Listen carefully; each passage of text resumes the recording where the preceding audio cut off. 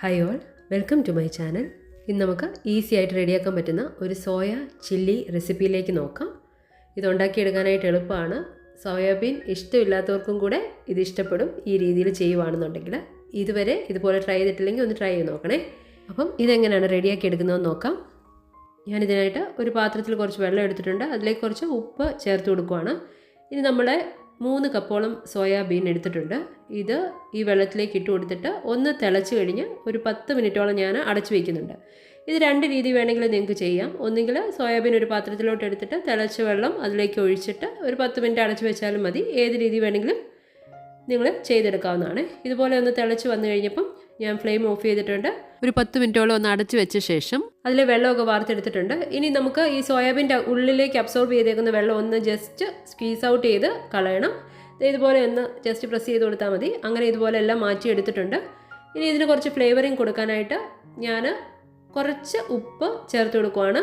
അതുപോലെ തന്നെ 1 ടേബിൾ സ്പൂണോളം പെപ്പർ പൗഡറും 1 ടേബിൾ സ്പൂണോളം ചില്ലി പൗഡറും, കാശ്മീരി ചില്ലി പൗഡറാണ്, 1 ടേബിൾ സ്പൂൺ ഇഞ്ചി വെളുത്തുള്ളി പേസ്റ്റും, 1/2 ടീസ്പൂണോളം ഗാർലിക് പൗഡറും, 2 ടേബിൾ സ്പൂണോളം കോൺഫ്ലവർ ചേർത്ത് കൊടുക്കുന്നുണ്ട്. ഇത് മിക്സ് ചെയ്ത് വരുമ്പോൾ ആവശ്യമുണ്ടെന്നുണ്ടെങ്കിൽ നിങ്ങൾക്ക് പിന്നെയും ചേർത്ത് കൊടുക്കാവുന്നതാണ്.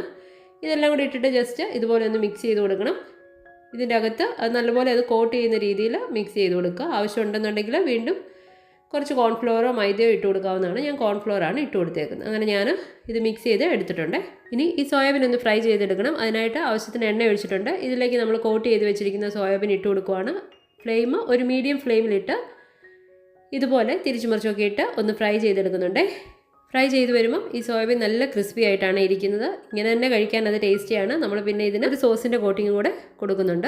അപ്പോൾ ഇതുപോലെ ഞാൻ ഇതെല്ലാം ഫ്രൈ ചെയ്ത് എടുത്ത് മാറ്റിയിട്ടുണ്ട്. ഒരു പേപ്പർ ടവലിലേക്ക് ഇട്ട് കൊടുക്കാം. ഈ ഒരു പാനിലേക്ക് ഞാൻ കുറച്ച് എണ്ണ ഒഴിച്ചു കൊടുത്തിട്ടുണ്ട്. ഇതിലേക്ക് ഞാൻ 1.5 ടേബിൾ സ്പൂണോളം വെളുത്തുള്ളി ചെറുതായിട്ട് അരിഞ്ഞത് ഇട്ട് കൊടുക്കുവാണ്.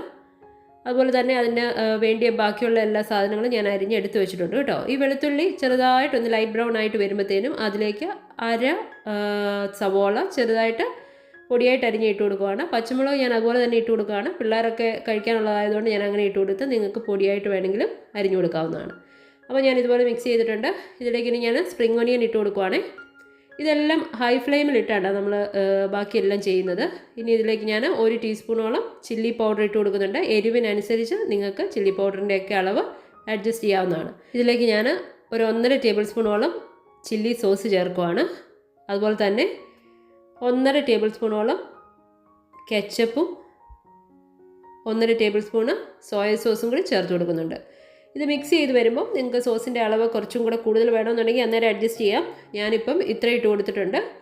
ഇനി ആവശ്യത്തിന് ഉപ്പും കൂടി ചേർത്തിട്ടുണ്ട്. ഈ സോസിലെല്ലാം ഉപ്പുള്ളതാണ്. അതുകൊണ്ട് ആദ്യം കുറച്ചിട്ട് കൊടുത്ത് നോക്കാം. പിന്നെ വേണമെന്നുണ്ടെങ്കിൽ നമുക്ക് ആഡ് ചെയ്ത് കൊടുക്കാവുന്നതാണ്. ഇതിലേക്ക് ഞാൻ നേരത്തെ അരിഞ്ഞതിൻ്റെ ബാക്കി സവോള ഇതുപോലെ ചെറിയ പീസുകളായിട്ട് കട്ട് ചെയ്ത് ഇട്ട് കൊടുക്കുന്നുണ്ട്. അതുപോലെ തന്നെ ക്യാപ്സിക്കം പല കളറുള്ള എടുത്തിട്ടുണ്ട്. നിങ്ങളുടെ കയ്യിൽ അവൈലബിൾ ആയിട്ടുള്ളതുപോലെ എടുക്കാം.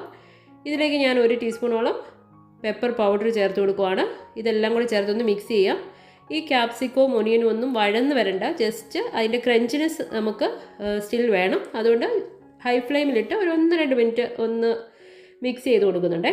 ഇനി നമുക്ക് ഇതിലേക്ക് വേണ്ടിയ സോസിന് വേണ്ടിയ കൺസിസ്റ്റൻസിക്ക് ആവശ്യമായിട്ടുള്ള വെള്ളം ഒഴിച്ചു കൊടുക്കാം. ഞാൻ ഏകദേശം 1 കപ്പോളം വെള്ളം ഒഴിച്ചു കൊടുത്തിട്ടുണ്ട്. നിങ്ങൾക്ക് ഡ്രൈ ആയിട്ടാണ് വേണമെന്നുണ്ടെങ്കിൽ കുറച്ച് ചേർത്ത് കൊടുത്താൽ മതി. ഇതിലേക്ക് ഞാൻ 1/2 ടീസ്പൂണോളം ഷുഗർ ചേർത്ത് കൊടുത്തിട്ടുണ്ട്. ഇനി ഇത് നമുക്ക് നന്നായിട്ടൊന്ന് മിക്സ് ചെയ്ത് കൊടുക്കാം.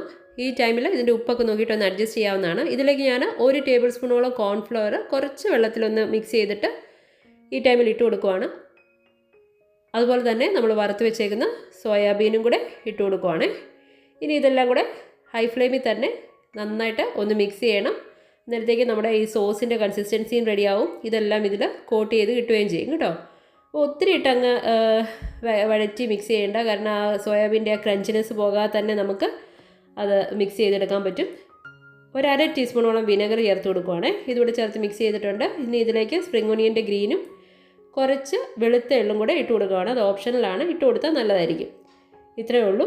അടിപൊളിയായിട്ട് നമുക്ക് വീട്ടിൽ തന്നെ റെസ്റ്റോറൻറ്റ് സ്റ്റൈലിലുള്ള ഒരു സോയ ചില്ലി അല്ലെങ്കിൽ ചില്ലി സോയ ചെയ്തെടുക്കാം. ഇതെല്ലാവർക്കും ഇഷ്ടപ്പെടും. ഇതുവരെ ഇതുപോലെ ട്രൈ ചെയ്തിട്ടില്ലെങ്കിൽ ഒന്ന് ട്രൈ ചെയ്ത് നോക്കണേ. വീഡിയോ ഇഷ്ടപ്പെട്ടെങ്കിൽ ലൈക്കും ഷെയറും സബ്സ്ക്രൈബും ചെയ്യണേ. Thank you for watching.